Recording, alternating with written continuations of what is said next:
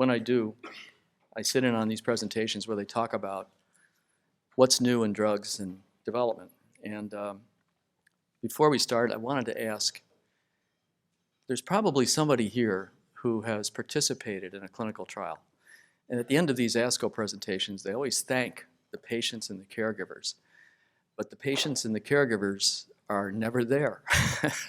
So I thought this might be an opportunity to pass on those thanks. So would the people who have participated in a clinical trial or supported a patient who participated in a clinical trial please stand up? I know John has got to stand up because I know he's been in a trial. Thank you, except for all you did. And I just wanted to say, if you have questions about clinical trials, you might ask one of these patients who just stood up, because you learn a lot. You learn a lot fast when you're doing this. I'm Jim Hughes. You know me, some of you. I've been involved with GIST as GIST since probably 2002. Our daughter Nancy participated in 2 clinical trials. The phase 3 imatinib trial in 2001. Our daughter was unable to continue in the trial because it was too toxic for Nancy. The phase 2 sunitinib trial, which we were living in Boston at Dana-Farber in Brookline in a hospitality house with other GIST patients for 3 months. And our daughter successfully entered that trial and got a partial response on sunitinib. We lost our daughter in 2005, and it wasn't due to the drug failure. She had a traumatic event related to tumor bleeding. And so we were very thankful that we had the opportunity to find something that worked, because we had started thinking, we have GIST, now we have imatinib, it's the gold rule, and we couldn't take it. So looking for trials and finding out about them is something we learned very early. And I think it's part of the whole drug development process. So I wanted to ask those who are here today to talk about clinical trials in some context, but also about that whole process. And we have Sibyl Anderson here, and I'll ask each one, Steve Miller and Tanya Mamta Hen, to give a little bit of background about their start in this area, how they got into this career, and about what their role is in their company today in drug development, and then tell us about drug development in their context, what they're doing in their company. And you may have questions. There are issues I know that we all talk about when we talk about clinical trials and what's coming. We know that we are now a family of GISTs. We have different types of GIST, and we need to seek different kinds of clinical trials because of that. So that's important, and things are changing in that regard as to what's available.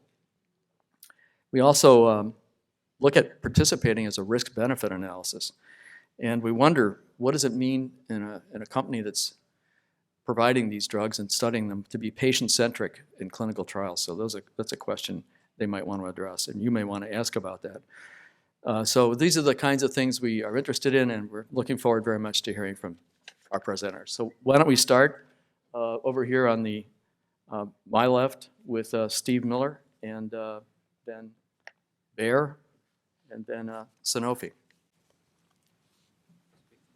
You can speak from either podium, whatever you like. Sitting down is fine. It's working. Hi, my name is Steve Miller, and I'm here from. Yep, it's not working.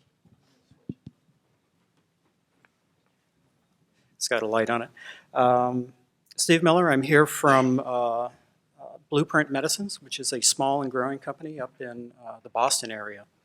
I was trained initially as a biochemist and molecular biologist, where I obtained my PhD working on protein kinases, so something you heard about in the earlier session, probably about 30 years ago, working on protein kinases when it was a fairly novel family of proteins and considered by the pharmaceutical industry to be an undruggable family of proteins, because they all bind ATP, and how could you ever get selectivity amongst the hundreds of kinases, so you'd never be able to target those. I entered the pharmaceutical industry sort of on the biotech side about 24 years ago, and have been working since then, both in non-oncology projects, but also in oncology for most of that time, both in solid tumor setting and in hematopoietic cancers as well. Motivation really to get into the oncology side of the drug discovery business is both of my parents died of cancer relatively young. I'm now older than either of them made it to be. Both of them participated in clinical trials, which I think had great benefit for them, but also the community overall as well of patients with those tumor types. So I've been luckily able to be involved in the development of a number of medicines that are currently on the market and making an impact on patients' lives. I joined Blueprint recently as head of translational medicine. So translational medicine is this relatively new field. In the last 10 or 15 years, it's probably more recognized, of really taking the science into the clinic, looking at developing the assays and methods to identify patients who are going to benefit from a specific therapy, looking at the ability to inhibit the target we're looking at, something called pharmacodynamics generally, so we know when we've engaged that target and inhibited it completely. And that's become important with targeted therapies that are being developed, and that historically oncology drugs were dosed to the level of tolerability of any individual patient. And as you know, just with variability, some patients are going to find these treatments intolerable. But you may be well above, with new targeted therapies, the doses you need to actually fully get the effect you need. So why would you dose that high? So that's one of the things in translational medicine that we're looking at, is understanding the right dose to be effective, and not necessarily the highest dose that a patient can tolerate. So Blueprint is working on primarily on protein kinases that are known genomic drivers of different tumor types. And this goes back to the oncogene addiction you heard about earlier. So by targeting a specific kinase that we know is driving that tumor type, we believe we will have a high level of effectiveness in those patients that have that specific genetic alteration. And so that's another part of what we're doing, is going specifically to identify the patients who are most likely to benefit from treatment, and therefore be much more efficient in the whole drug development process, which historically hasn't been overly efficient. The founders of Blueprint Medicines include Brian Drucker, Nick Lydon, and others who were key to the initial identification and really championing the development of Gleevec, and really want to take the successes that we're seeing there and drive them even further. So one of the things we're looking at is very highly selective inhibitors. We heard earlier that combinations of drugs may be much more effective in GIST and in other settings, but one of the problems you have with combining drugs is that each has its own tolerability issues. But by being highly selective and understanding the dose we need to use, we should have much better tolerability and safety potentially, and that would make it easier to do these combinations and get an effective combination treatment out. So that's a bit of background on myself and where we stand as a company.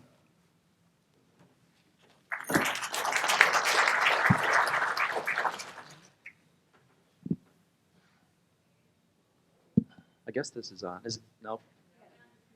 Can you hear it? Okay. So this actually does work? Okay. Thank you. Why don't we do next, why don't we go to Bayer and Sibyl Anderson, who is the Director of U.S. Medical Science Oncology. Good morning.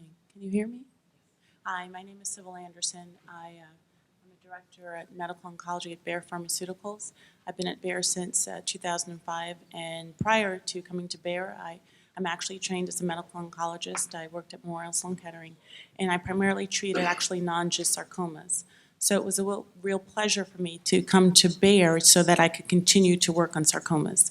One of the first agents I worked with was actually Nexavar, and we actually helped to encourage investigator-sponsored studies. One of the beautiful things about sarcomas are the fact that our sarcoma physicians work so closely together.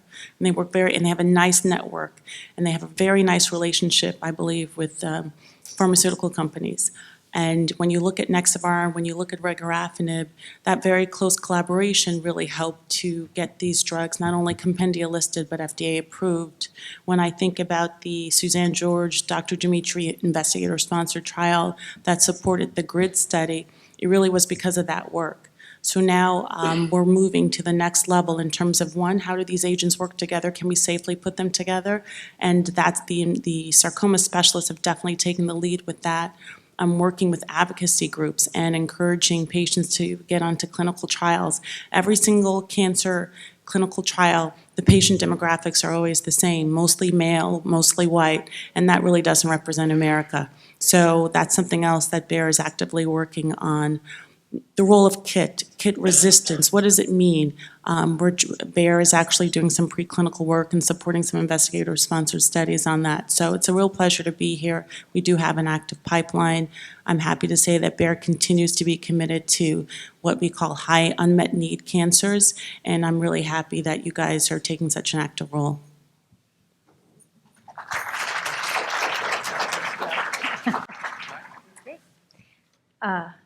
Hello, I'm Tanya Mamta Hen, and I'm from Sanofi, which is a French pharmaceutical company. It's actually a healthcare company now, which is way beyond pharmaceuticals. And I want to just tell you a little bit about myself because it's nice, we're all different, coming from different backgrounds. I'm an organic chemist by training. I've been in the pharmaceutical-like industry for over 25 years. I started out in research doing a lot of things like you saw here this morning, and it was nice to see that science again. But I've had a career that's gone across the spectrum of development and commercial. So I left research after about 5 years. I wanted to drive the medicines through the development process. It's a very complex process. As complex as the science is, development is also complex. And there's I would say thousands of points of knowledge that are around, that are with you, the patients, with the physicians, the investigators, the nurses, everyone at the sites. You know, it's everything from collecting what's in academia, what's going on with the health, with regulators, and making sure that we're having a path forward towards a medicine, a solution, and to make sure that that is funded. Because at the end, that's, you have to push it through the process. So I spent probably most of my career, 20-some years, running projects in different pharmaceutical companies. I worked at Rhône-Poulenc-Rohr originally, then went to Glaxo, which became Glaxo Wellcome, and then joined Sanofi, which has merged with Aventis, and all these names probably mean nothing to you, but and Genzyme. The point being that no matter what the companies are called, we all have to go through the same process, and that you need champions for your therapeutics and for your indications inside the company as well as outside. And I will say at Sanofi, there's many of those. Sanofi has an oncology division. So obviously the different multiple companies that make up Sanofi today, a lot of them have a history in rare disease and oncology. So they invested in a division. They have some successes and some failures. That's part of drug development. And one thing that they're doing and that we've changed as a company, which I think we'll talk about a little later, which is how to involve the patient into the process of clinical trials, as well as just the profile of what the drug should look like and be like. So sometimes it's beyond clinical trials. It could be we're moving much more into biologics. How convenient is the therapy in your day if you're working still, if you're functioning, and you're going to work and you have to have a therapy as an IV. Can we address that as well, and can we find other types of delivery systems that make it a little easier for the patient to take the medicine home and use it at home? So there's all kinds of things that are going on. And in Sanofi, we also have patients involved in protocol development of clinical trials. So it was kind of, I remember the first time it happened, people were saying, well, how are we going to do this? Well, just invite some patients, just let them look at the protocol, let's just try. And it was just a matter of the people saying, okay, let's come together. And actually, as much as you saw the patients involved in in the clinical trials, we're noticing that actually patients want to comment on the protocols. They want to say, you know what, that will bother me a lot, or why do I have to fill out all these forms in the patient-reported outcomes? Because that information tells you how the patient feels, how it responds, and that data is one of the points of data that help us drive and connect back to the science that you saw this morning and redesign better trials of the future. So it's nice that it's starting. I would say it has a long way to go. In my mind, it's nowhere near as effective as it could be, but that's a matter of, working together. And so just so you know, the end of my story is that I have spent the last 3.5 years driving a rheumatoid arthritis product for Sanofi, and then made a decision to step into a new role, which you probably wouldn't see a lot from your side, but to let you know that it's just as important that we manage who works with us as a pharmaceutical company. So we work with you and the academics on the science and the innovation, and then when we push products through development, besides the environment and the health authorities, we have to work with other suppliers, other companies. And these companies, we outsource clinical trials to them. So you may have heard of many of them, Covance, Quintiles, there's tons of them. I am now, my job for the last 2 months only is to then manage that for Sanofi worldwide. And so therefore making them care just as much about what's going on for the patient as we do, as yourselves do, as everybody involved in oncology and in GIST. So I think that I've made that change, especially because I have my experience in R&D, my experience connecting with patients, and I hope to continue to drive them to not just care about the money and the bottom line, but to care about what we're doing here and to drive forward clinical development. So thank you, and I'm happy to be here. Thank you. Thank you, Tanya. So we have 3 companies. Bayer, which was founded in 1863. Sanofi, founded in 1973. And Blueprint Medicines, founded in 2011. The youngster here. And they represent quite a range of experience with us. Bayer has brought forward 2 drugs that we've tested and has had a full range of trials in GIST. We've had Nexavar, and I think Nexavar is going to be an approved indication. You had named it, Sibyl, as a compendium listed. There are ongoing phase 3 trials in desmoid. Right.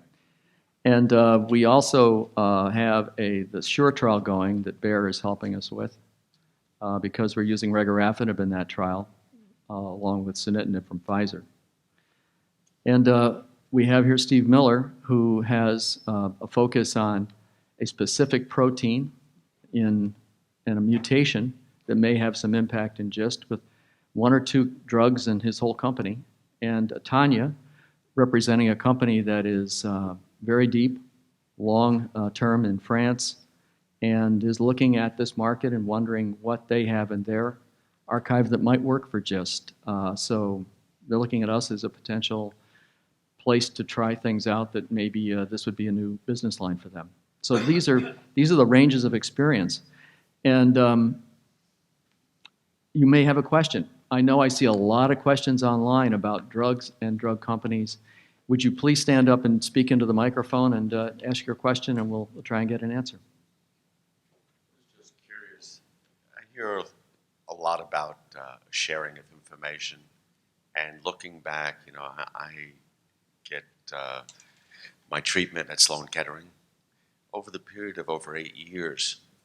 Is that information, because obviously if I'm not getting a lot of treatment other than CAT scans and blood tests, is that information shared any place in the world? Or is every time you go to an institution just being kept at that institution? You want me to start? So I would say that no, it's shared. Obviously it's anonymous. Nobody knows who the patients are, but clearly there are, and it's really has to do more, not with that institution, but more with the healthcare systems, and there it's across the globe. But in the US, you have the large HMOs and employer-type companies that are able to source information to drive innovation and drug development. So that depending on whether it's lab data, imaging data, there's all kinds of data that's there. And actually, everybody's kind of going electronic over the last 5-6 years to electronic case records for patients. And as that happens, that data becomes more accessible. So yes, it's not necessarily you as an individual patient, I don't know, but in general, yes, that information is used in the drug development process for all The therapies. sense that not just shared where someone can get the information, but shared where it can form a database Yes. that actually indicates over a wide group of treatment throughout the world. Yes. And actually, even when drugs, I mean, when you have therapies available for, even if they don't address 100% of the patients with GIST, and over time there's resistance and that occurs. Once there's therapies, that database tends to be easier to track and grow because once there's a therapy, people are tracking that in registries. They're tracking that in healthcare because they know I pay this much for this drug. So they want to make sure that in real life it's adhering and following and giving the same response as it did in clinical trials. So yes, as far as I'm aware and what in my experience, that has always been available. I don't know if you want to comment from your side. One direction that the field as a whole is moving towards, I think most people in this room are probably familiar with clinicaltrials.gov, which is a listing of clinical trials and their status, inclusion, exclusion criteria, et cetera. And if you go there, you'll notice on some of these trials, there's a tab on the website called Has Results. And more, I think the industry is eventually going to be moving towards actually posting, again, trial results that are completely anonymized, but will really help the industry and the patients to be more efficient at this process. Because if a pharmaceutical company looks at a target and fails, other pharmaceutical companies may be working on the same target. They don't understand why that failed. And there's not a communal knowledge base around that. So it's very inefficient for companies and not in the best interest of patients to continue to explore, say, a drug target that really isn't viable. But if the drug failed because of, not due to the target, but because of tolerability issues, et cetera, having that community database, I think, as time moves forward, will be valuable both to patients and to the pharmaceutical industry, and being, not going down dead ends and blind avenues over and over again, not needed. I'm going to refine that question just one step. There was a question asked earlier, not in this session, by a patient, and it regarded a trial that was conducted where mutation analysis was done. Many of the patients in that trial then went on to subsequent trials and other drugs, but the mutation data did not follow them. And that was easily perceived as a problem, because one could look at that second study and say, which patients should be in here, which ones perform better than others. And so that kind of sharing, I think, is another layer that we really ought to ask what's going on there. And I won't ask you to answer that specifically, but I did want to make patients aware that that is also an issue for us. Any comments here? Was that across different companies or within a company? Yes. Because it would be really bad if it was in a company. Okay. So across, yeah. I mean, I know that, we're talking about individual patients' information, and the protection of that is definitely an issue as you go through a patient joins a different trial. I think it's something that we need to look at as we unblind and release results, and we make accessible the results, including the genetic information, back to the caregiver, the physician at least first, to make sure that they can have that dialogue with the patient. That's something that you have to, I think, demand up front and push for as we design clinical trials. And as you jump to another product, if it's already in the public knowledge and given back to the patient, then they have that information. And it's not left up just to the companies to do that. And I think that would be a better way to drive that, which takes pressure from you guys. So I just want to remind you, there are basically two types of trials. There are company-sponsored trials and investigator-initiated trials. And investigator-initiated trials, you really have to deal with how that particular investigator and that particular institution has designed the study. And that's an investigator who comes to us and says, I want to do this study. We look at the concept and we say, okay, we are essentially hands-off. So the nuances to that study in terms of mutations, whatever testing is done, is really up to that individual investigator. As I said, sarcoma physicians tend to be very good in working together and having multi-institutional trials, but they're going to be limited to those institutions that are involved with that particular study. So I think that's a caveat to this discussion. There are two types of trials, and you have to think about whether this is just, at Alabama and Michigan and, Fox Chase, or is this at Mount Sinai? You have to think about where those studies are being conducted. But for the most part, what I love about the sarcoma folks, they do sit together, they do talk to each other very closely. Okay, I think we're ready for the next question. Dina? Thank you. I would like to know a little bit about the generic drugs that are going to be coming out. I understand that there is one now that has replaced Gleevec. And my question really is, for those of us who have been taking Gleevec and are doing well on it, are we going to be forced to take a generic? And if so, are all the generics equal? And can they be trusted? Well, I think that's the second question is a good one for Novartis, who is not here today. We said that we would not ask the representatives here to talk specifically about drug development because this is a patient conference. I will let them speak in general terms and try to answer that question for you, though. You want to start, or you want to go? Sibyl? Go ahead. So obviously, I'm also a person who lives in America who is also a patient who was switched to a generic for hypertension. I know, it's not the same level of what you've dealt with, but it definitely comes, and it's sometimes forced through the payer system. And so it will happen once generics are approved. That will happen. That debate will happen with your physician and your insurance. However, the FDA has a process to approve generic drugs. So speaking as an American here, I will say that if the drug's approved, it's something that you're going to have an individual discussion with your physician on whether you think there's enough information for you to switch and try that. I think in oncology it's a little trickier conversation, but the drug is approved. There's rigorous review of generic drugs. They inspect the facilities of the generic drugs just like they do pharma drugs. Actually, Sanofi has a generic business in Eastern Europe and in Latin America. So, I will say that generics can be an option for some patients. You're also making the assumption that as far as standard of care, that it's still going to be Gleevec and Sutent and regorafenib.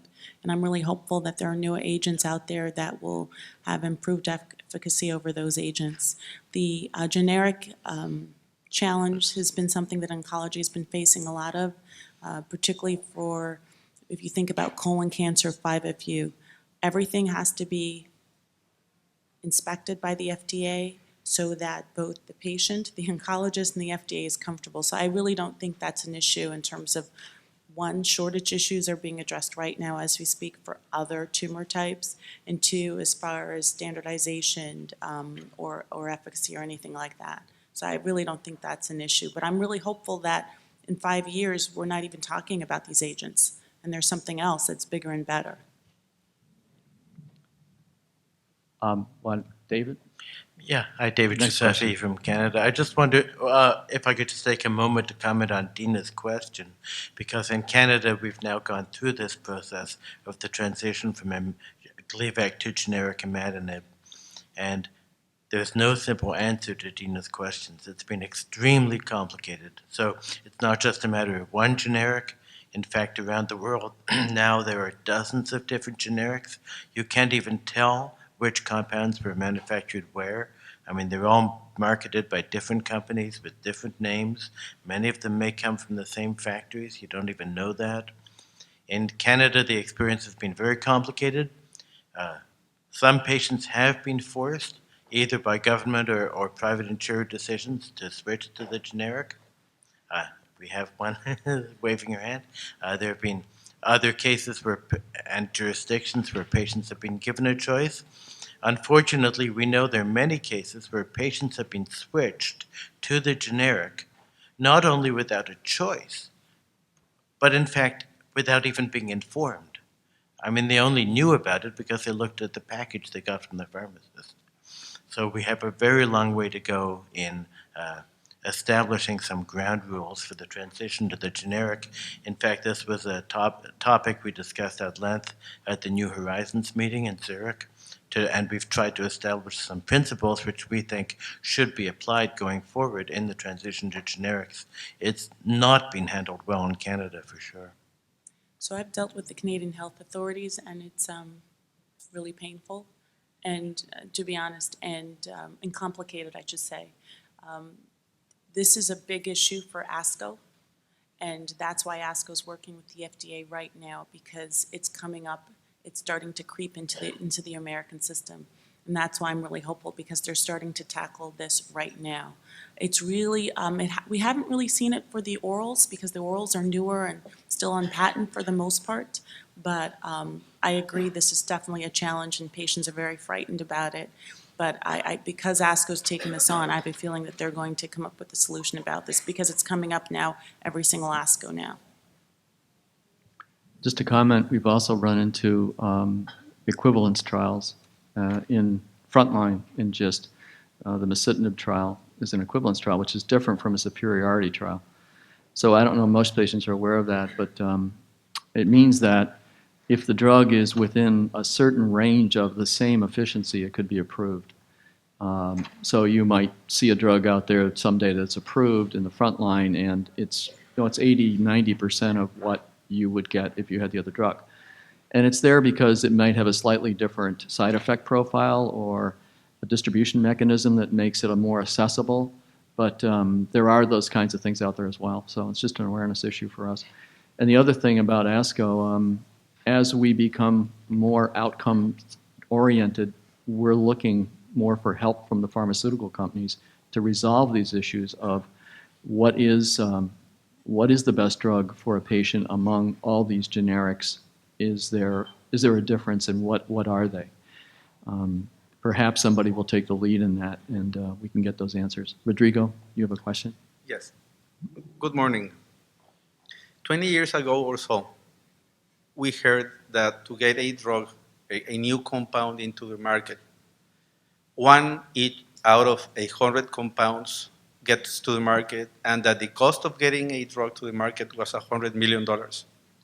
And now we are hearing that to get a drug to the market could cost between $1 and $2 billion. So my question is, how is this process that with all the technology that we have right now, we are not getting faster and getting cheaper medicines? Could you please comment about this? So this is something that is very challenging. In the U.S., we essentially have a for-profit health system. And for many companies who participate in cancer agents, a lot of their profit does come from the U.S. In other systems where it's a bit more socialized, they don't get as much profit. And what people don't realize is the pharmaceutical companies have to pay for the preclinical drug development, the phase 1, the phase 2, the phase 3. And it's gotten to be extremely expensive. Just to conduct a study in the U.S. can be anywhere from $20,000 to $40,000 per patient. And I don't think we have really thought about how much it costs to take care of patients in this country. I think that with the increasing emphasis on quality of life and cost effectiveness, you're starting to see pharmaceutical companies really think about which drugs they bring to market.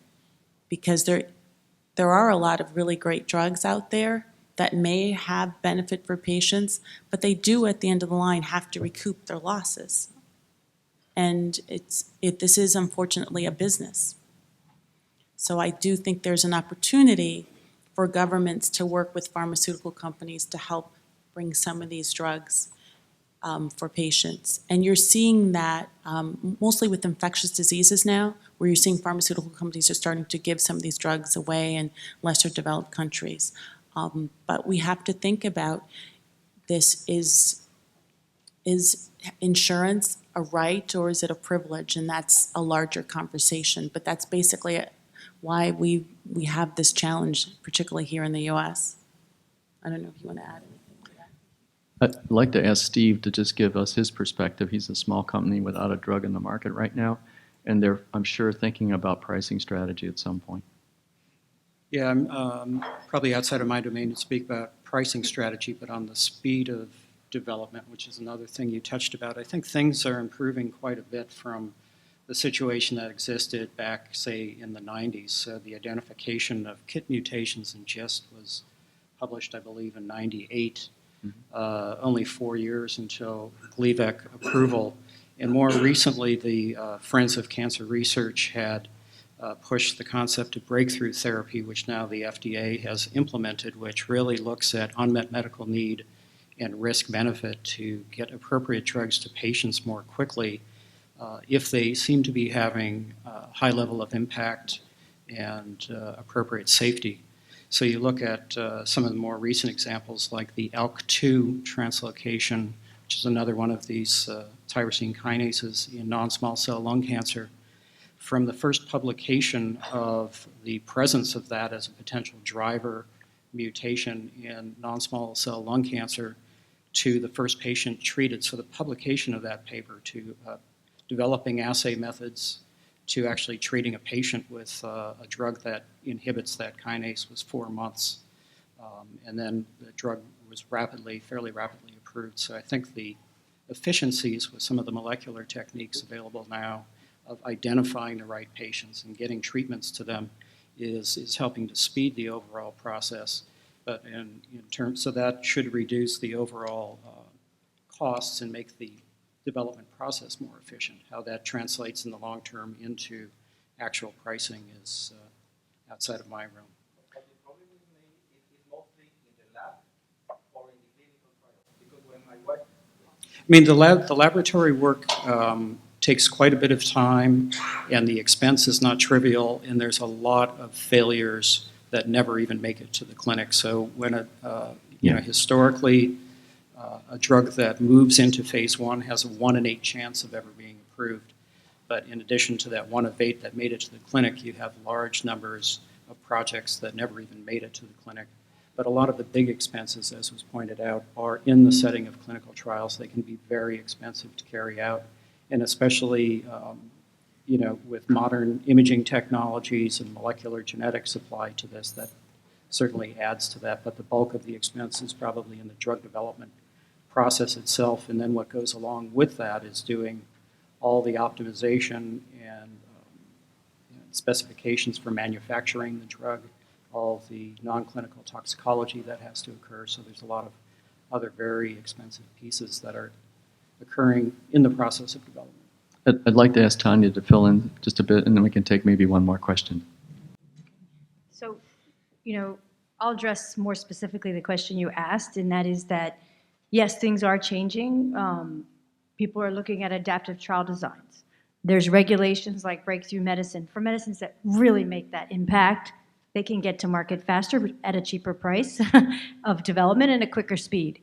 The whole concept of conditional approval worldwide is being discussed in that the drug development process today, and I hope to stay around long enough to be a part of changing it, and it requires everybody to change it, cannot probably continue in its current model for another 20 years. I mean, we know that. So really, it's the pressure of, and even the agencies know that, and the payers know that, and obviously you're figuring that out too. So it's something we have to work together on, because we're trying to bring medicines to patients to improve their lives. So to do that, we can't just, we always say it's because we have to do all these trials to meet all these regulations. Well, we need to push against them too, and to make sure that they're efficient and effective, and we're all working across pharmaceutical and small businesses, companies together. Cost of, in my experience, and which crosses small molecules and biologics across many therapy areas, the clinical trial is the major cost. And if you fail late in clinical development, your drug doesn't make it, those are the big problems, because those are the ones that cost the most. It's not the ones that are not making it through research in phase 1. It's really the bad failures at the end, which you hear about in the news. And honestly, that's decision-making, and that decision-making will get better as we work all together on connecting those, what I said was those points of knowledge, because maybe we will choose better which product to move forward based on scientific knowledge that you're hearing, like you heard this morning. We'll take one more question, and I'm going to ask the respondents to keep the answers to about 1 minute so we can break relatively on time. Thank you. My question is on clinical trials and Gleevec specifically, and probably it should be addressed by Novartis, but maybe you can help. The 1-year clinical trial for Gleevec is completed. The 3-year is completed. The 5-year is undergoing, and I'm a member of the 5-year clinical trial. Mm-hmm. Is there any plans for an additional clinical trial for Gleevec beyond the 5 years, or do you know if that's going to end now? I will try that. I am not aware of anything that is planned in the adjuvant area, which is what you're speaking of, beyond the 5-year. And we always watch for results on those trials because they follow them. They stay and they follow the patients for quite a while. And it does take quite a while to get results. In some cases, they're not significant until they've had enough events, so meaning regression or some recurrence. So we really are interested in that, but I don't think right now that there is anything that's in the pipeline. But the thing about that is, as Gleevec becomes generic, it's less expensive to do a trial. So it's my hope, personally, that at some point we will have the ability somewhere in some center to do a longer-term study and really take that on to an even greater length. Because we have patients now, John and Jerry, who've been on over 10 years each, 14 in one case. And we need to know, does this really need to be? In their case, they have advanced disease probably, but if in the adjuvant case, how long do you stay on and how much does it improve after the 5th year? What are your chances of getting improvement in the rate of recurrence? We don't know. So these are good questions, and I think today we'd have to ask Novartis to do that, but when it becomes a generic drug, we may have the opportunity to ask somebody else. If when it becomes a generic drug, there may be 6 different pharmas that produce it, how would you organize a clinical trial study with that? Who's going to bear the cost? The cost of Gleevec is going to come down. It will not stay where it is. Okay. I think when we see a generic come online, I think that the guideline is about a 30% reduction in price of the primary drug, the lead drug before this. So we'll see that begin to happen. It can't maintain a price, 60% above the other products and survive. Yeah. So it has to come down. All right, thank you. Thank you very much.